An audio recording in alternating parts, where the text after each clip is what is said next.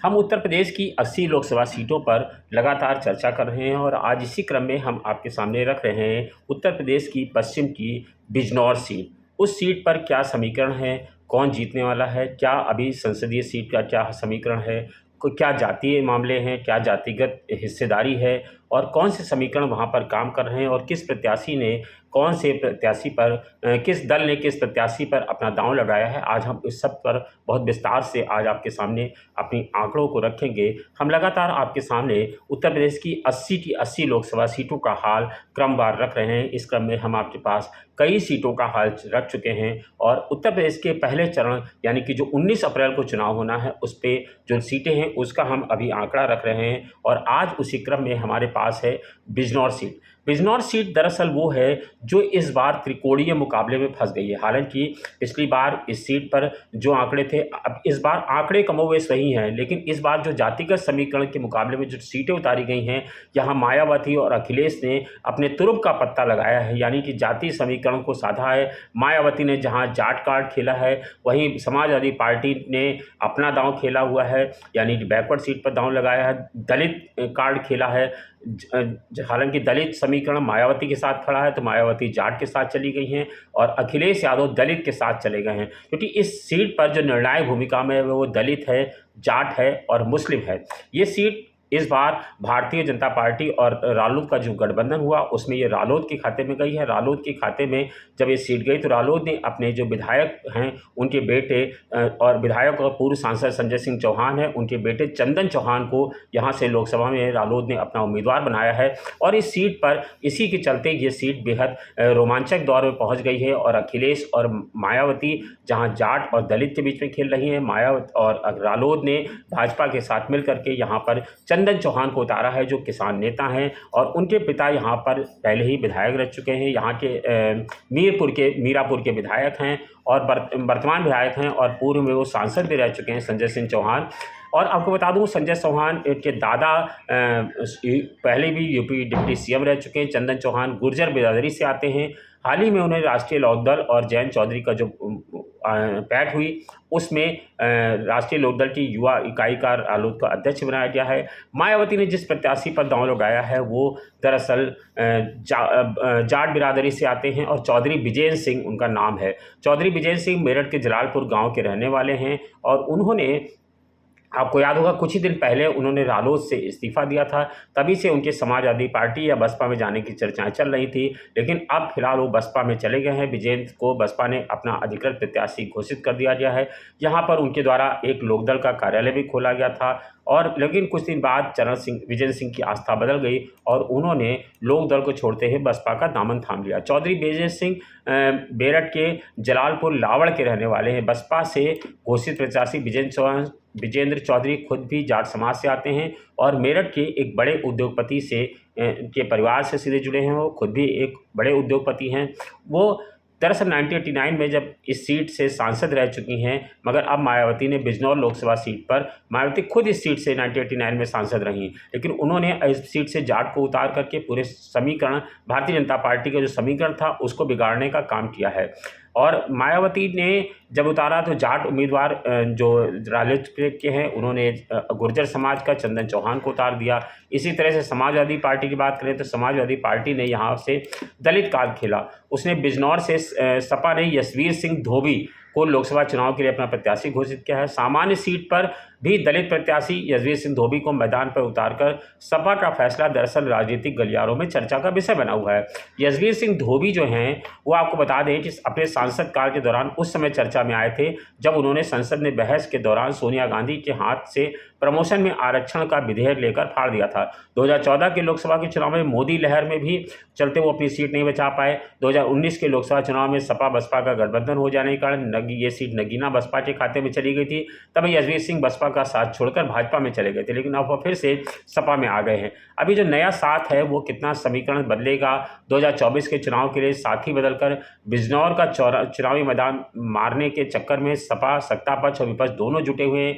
रालोद इस बार भाजपा के साथ है। ऐसे में जो जाट बिरादरी है और जो किसान समुदाय है, यानी कि जो रालोद का साथ जो बड़ा समीकरण जुड़ा हुआ था वो पूरा का पूरा इस बार भारतीय जनता पार्टी के खेमे में आकर के खड़ा हो गया है। ऐसे में चंदन चौहान जो भारतीय जनता पार्टी और रालोद के संयुक्त प्रत्याशी हैं, वो इस सीट पर लोकसभा का हिस्सा हैं। सामाजिक समीकरणों के साथ साथ गैर मुस्लिम ध्रुवीकरण में विपक्ष और वीटो के बिखराव के संभावनाओं पर रालोद अपनी सीट गणित सजा रहा है। 2017 में यहाँ की सभी 5 विधानसभा सीटें पुरकाजी, हस्तिनापुर, मीरापुर, बिजनौर और चांदपुर भाजपा के खाते में गई थी। 2022 में भी इसमें 3 सीटें रालोद सपा गठबंधन जीती थी। सपा की नज़र यहाँ दरअसल मुस्लिम वोटरों के साथ साथ पिछड़ों को साधने की लगातार रहती है, इसीलिए बसपा ने की उम्मीद, और जबकि बसपा अपने साथ दलित वोटरों के साथ साथ दूसरों को जोड़ने पर टिकी हुई है, इसीलिए बसपा ने इस पर दलित जाट समीकरण को पर सेंध लगाने की कोशिश की है। सपा कांग्रेस एक साथ है और बसपा अब तक किसी गठबंधन से बाहर है।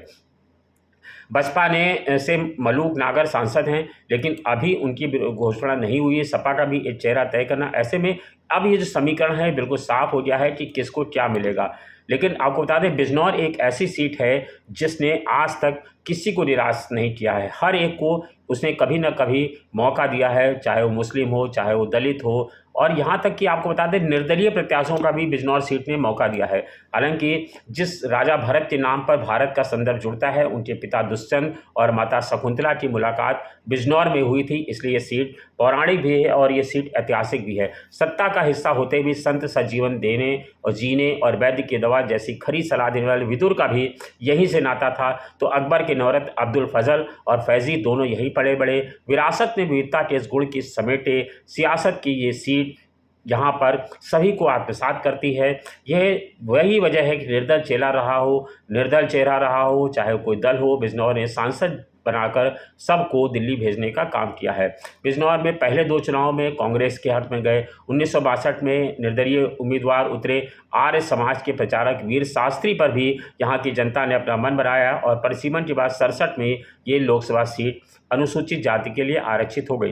कांग्रेस का फिर कब्जा हुआ, जिसे इमरजेंसी के बाद 1977 में चुनाव में भारतीय जनता पार्टी की लहर में बिजनौर की जनता ने हरा दिया। 1984 में इंदिरा गांधी के पास ये सीट फिर कांग्रेस के खाते में गई और यहाँ से चौधरी गिरधारी लाल सांसद बने। कुछ दिन बाद उनका निधन हो गया। फिर बिजनौर में उपचुनाव हुआ।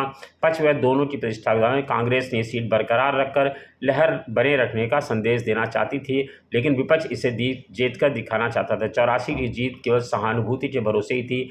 मीरा, रामविलास और मायावती उपचुनाव में कांग्रेस ने यहाँ से उम्मीदवार बनाया था पूर्व प्रधानमंत्री बाबू जगजीवन राम की बेटी मीरा कुमार को, और भारतीय विदेश सेवा के अधिकारी का पद छोड़कर आई थीं। उनके सामने लोकदल ने हाजीपुर में 77 और 80 में सांसद रहे रामविलास पासवान को उतारा, जिन्होंने 1977 में सबसे बड़े उम्मीदवार को जीत का रिकॉर्ड बनाया। काशीराम की अगुवाई वाली दलितों का भी यहाँ पर समीकरण में मायावती ने यहाँ से सांसद बनी।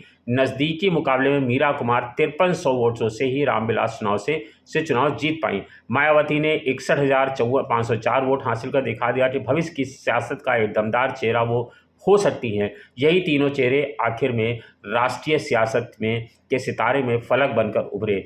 मीरा कुमार और सासाराम लौट गई, रामविलास पासवान हाजीपुर लौट गए। मायावती 1989 में फिर यहाँ से आई और जनता ने उनको सांसद बना दिया और यहाँ से सांसद बनने के बाद मुख्यमंत्री तक गई। 1991 में रामलहर में भाजपा के मंगल राम जीते, उन्होंने मायावती को हराया। इसके बाद मायावती यहाँ से कभी चुनाव नहीं लड़ी। 96, 99 में यहाँ से फिर भाजपा जीती। 98 में सपा का खाता खुला। 2004 में रालोद को पहली बार यहाँ से जीत मिली। 2009 में बिजनौर की सीट फिर आरक्षित हो गई। फिर यहाँ समीकरण बदले और यहाँ 25% से अधिक वोटर मुस्लिम हैं।